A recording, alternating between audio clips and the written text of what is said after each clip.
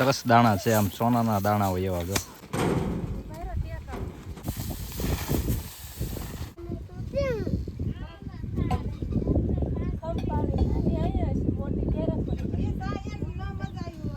બપોરનો 1 વાગ્યો છે અને ધોમ ધકતો તડકો છે અને બપોરના ટાઈમે આપણે હલર આવવાનું છે. અડધી કલાકમાં લગભગ હલર આવી જાય તો આ બધા પૂળા ભેગા કરવા મળી છે આ ઘઉંના. અને અત્યારે તો ફૂલ તડકો અને ગરમી છે, તો આવા જ ટાઈમે બરાબર હલર આવે છે તો લેવું પડશે, કારણ કે હલરનું ફિક્સ ટાઈમ ન હોય, ક્યારે એની પાસે ફ્રી ટાઈમ હોય ત્યારે આવે. તો આવા તડકામાં અને ગરમીમાં હલર લેવાનું છે અને થોડાક આટલું માણસોય ઘણી જરૂર પડે. તો જો અહીંયા આ રીતનો થોડુંક નાનો આમ તો ઢગલો કરી દઈએ, દૂર દૂરથી નજીક લાવી નાખીએ. ઘઉંના પૂળા જો દૂર દૂર પડ્યા છે એ નજીક લઈ લેવાના, એટલે હલર આવે ને ત્યારે બહુ વેવવા ન પડે. જો દૂર છે એ નજીક લઈ લેવી. અને મલું જો અહીંયા નાય છે, મોટર ચાલુ છે નાય છે. હાલો મોટર બંધ કરી દો, હવે હલર આવવાનું છે. ફૂલ તડકો છે ને જો તડકે આમ તપી જાય પછી નાય ધોરિયામાં બેઠે બેઠે ગારામાં. જો હવે મોટર બંધ થઈ ગઈ છે, ઓલી બાજુ પાણી નીકળે છે, વહી જાય એમ પા. તો આમાં બાજરી વાવેલી છે અને આ પી ગયું છે, હવે સામે ઝારમાં જ આવવા દેવાનું છે. અને આ પૂરો આ બધા જો અહીંયા ઢગલો કરવાનો છે.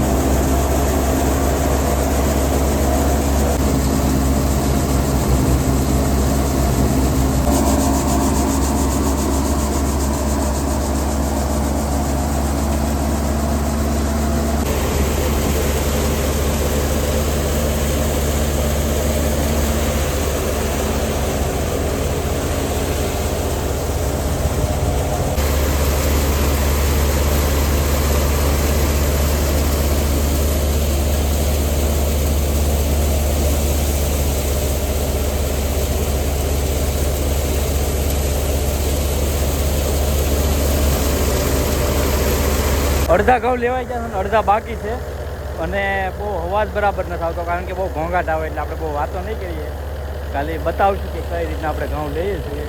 તો જો એટલા પડ્યા છે ને થોડાક લેવાના બાકી છે, આગળ થોડી વારમાં લગભગ 15 થી 20 મિનિટમાં લેવાઈ જશે.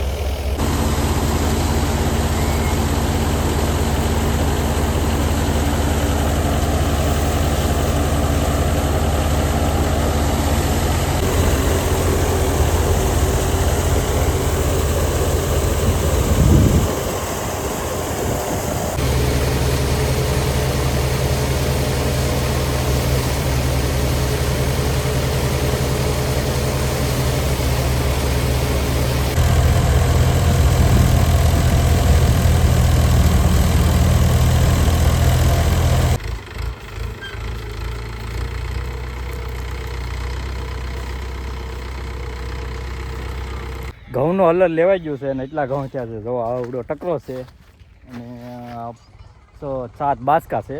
આપણે જેટલા ઘઉં હતા એની કરતાં થોડુંક ઉત્પાદન થયું, પણ એનું પણ એક કારણ છે, કારણ કે આપણે એકદમ દવા અને ખાતર ઓછું નાખ્યું છે. રાસાયણિક ખાતર જે નુકસાન કરે ને એકદમ આપણે ઓછા પ્રમાણમાં ઉપયોગ કરીએ છીએ, દવા નથી છાંટતા. અને પહેલાં મગફળી હતી એમાં પણ આપણે એક પણ વખત દવા નહોતી છાંટી.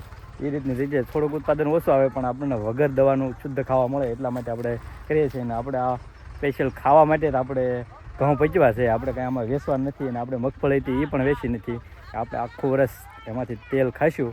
તો આપણે એમાં કોઈ પણ પ્રકારની દવા બિલકુલ નથી છાંટતા, એટલે એકદમ શુદ્ધ ખાવા મળે. બાકી તમને ખબર જ છે અત્યારે તો દવાનું પ્રમાણ ઘણું બધું વધી ગયું છે.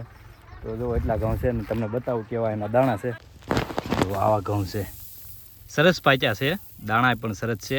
આ ઘઉં ટુકડી ઘઉં કહેવાય છે અને ખાવા માટે બેસ્ટ અને ઉત્તમ ગણાય છે. તો થોડાક દાણા બીજા ઘઉં કરતાં થોડાક નાના હોય, ડુંડી પણ નાની હોય, પણ ખાવા અને આની રોટલી સરસ બને છે અને તેલ પણ ઓછું જોવે. તો ઘઉં આપણે આ બાસકા ભરી લેવાના છે અને ઘેરે લઈ જવાના છે. તો જુઓ થોડાક તો આપણે નીચે નાખી દીધા હતા કારણ કે થેલી નહોતી, તો થેલી લાવીને ભરી દઈને પછી જોઈએ કેટલી થેલી થાય છે. અને પછી જો ટેમ્પો આવી ગયો છે બોલેરો, તેમાં આપણે ઘેરે લઈ જવાના છે ઘઉં. ઘઉં જો આવા છે, આવા સરસ દાણા છે, આમ સોનાના દાણા હોય એવા. જો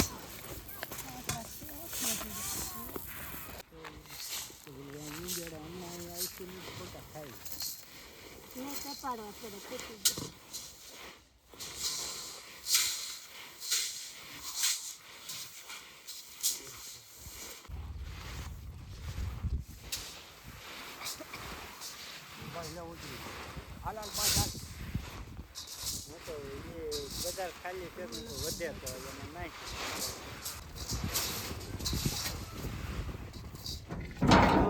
સારું.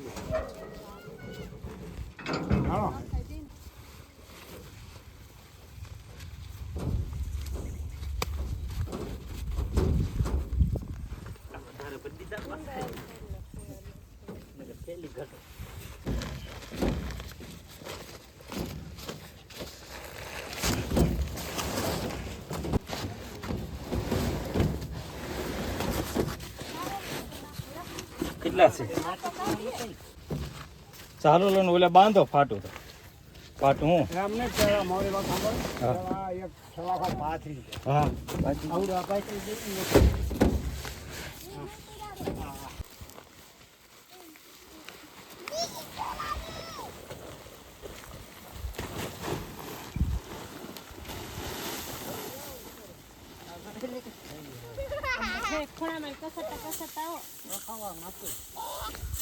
થોડું થોડું કસરી દો નકર હમા છે ને ઓલો હજી માથે જાહેર નાખવાની છે.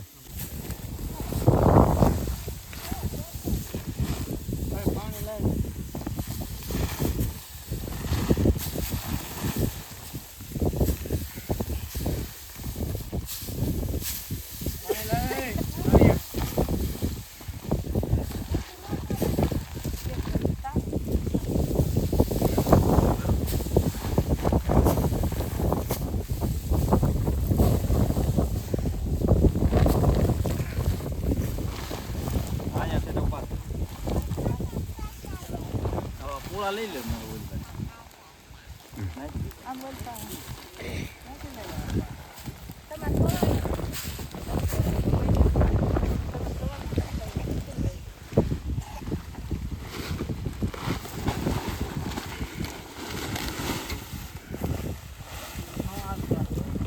બહુ કડક